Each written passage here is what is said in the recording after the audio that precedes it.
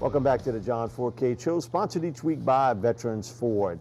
John, each week we go through a list of the top players available for the 2016 NFL Draft. And one thing DeMarcus Ware, Von Miller, Luke Kuechly, Thomas Davis did, they make a lot of these guys rise up the draft boards because it is a copycat league. Everybody wants to do what the champs have done.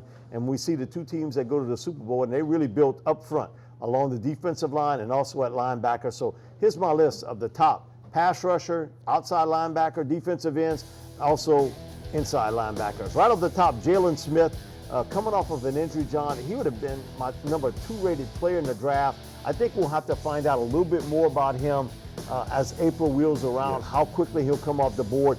Miles Jack from UCLA, another guy coming off of an injury early in the season, but he's recovered now, pass rusher. Also played some running back for the Bruins.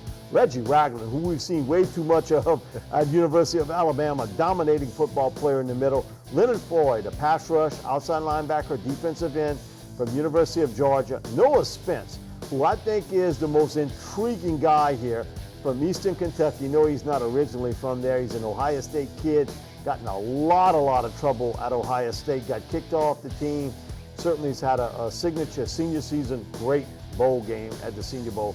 Darren Lee, a real versatile outside linebacker from Ohio State. Sewell Cravens, who's played some safety, outside linebacker, a guy Bebe Ogeron recruited to Southern Cal. Scooby Wright, who had a great sophomore season, had a foot and a knee injury, came back for the bowl game really strong at middle linebacker for the Arizona Wildcats. So you look at that list, 8 guys, really strong list there. I don't think any of those guys are going to get past 50 in this draft class. So you're talking about 8 linebackers going that quickly in the draft, and I've got 11 defensive tackles in my top 58. So when you add 11 and 8 up, that's 20 of your top 55 guys out of there real quick. If you don't grab one of these guys quick, John, you're not going to get a shot at them. Well, that's the whole key to dealing with these players. They're all rated for a reason, and they're all rated high enough to go. And like you had said, look what Carolina brought to the table when they went to the Super Bowl. Their linebacking core played phenomenal this season, as well as Denver, as well as a lot of other ball clubs. Now, they're going for that hybrid slash, put your hand down if you want, stand them up at the drop if you have to. And that's the key that who are you going to go out and get? Do you want a pass rusher who's like the Von Millers or the guys who want to put their hand down? The Jordan, like the New Orleans say, give me the Von Millers, the guys, the Clay Matthews, give me the guys who are standing up and that can move around and come off the edges. That's the guy. Now you need the 250, 260, 275 pound guy. Even when he stood up, and even older guy, Julius Peppers. Remember when he was down for a while in Carolina and they moved him up in Green Bay?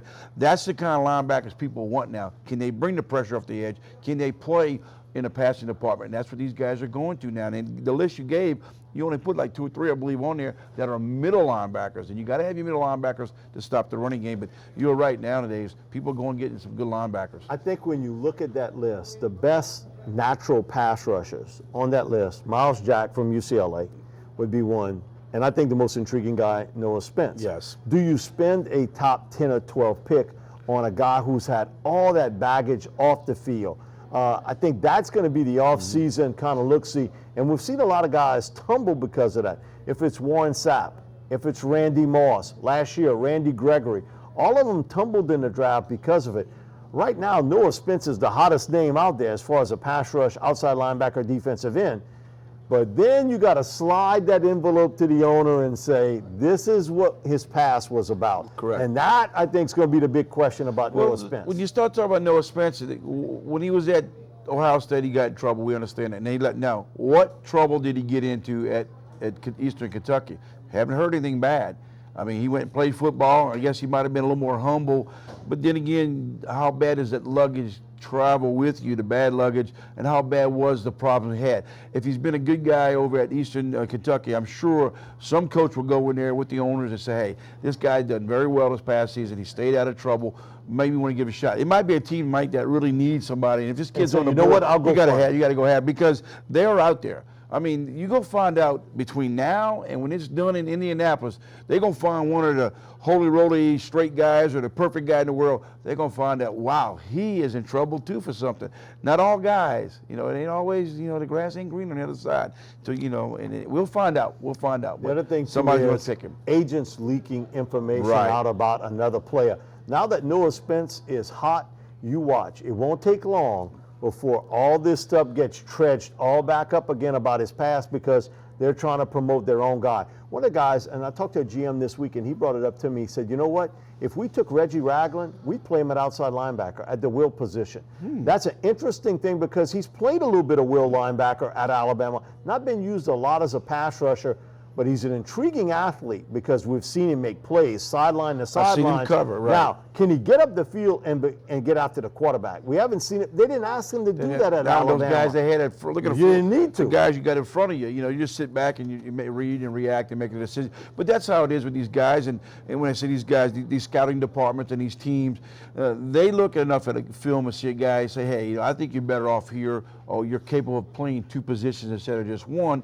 and we'll find out. But this is a phenomenal linebacking core, both inside and outside. But you were right about one thing. The key guy will be the Notre Dame Smith coming off that injury, because will he be able, by training camp, to be able to play early next season, or should they wait because it was a severe injury? I think one of the things, too, is that how good Todd Gurley was this year at running back, I think gives a plus to Jaylon Smith, that he's able to come back from that. Man, because Jaylon can play. He's played middle linebacker the last 2 years. But remember, at Notre Dame as a freshman, he was an edge guy. Right. So it depends on where you want or who picks him as where you want to play him.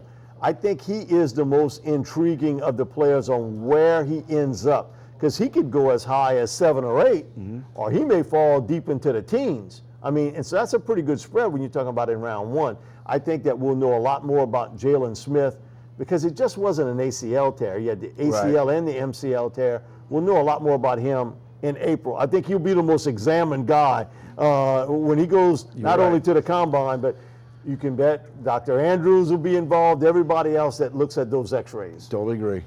We'll be back with more of the John Fourcade Show, sponsored each week by Veterans Ford.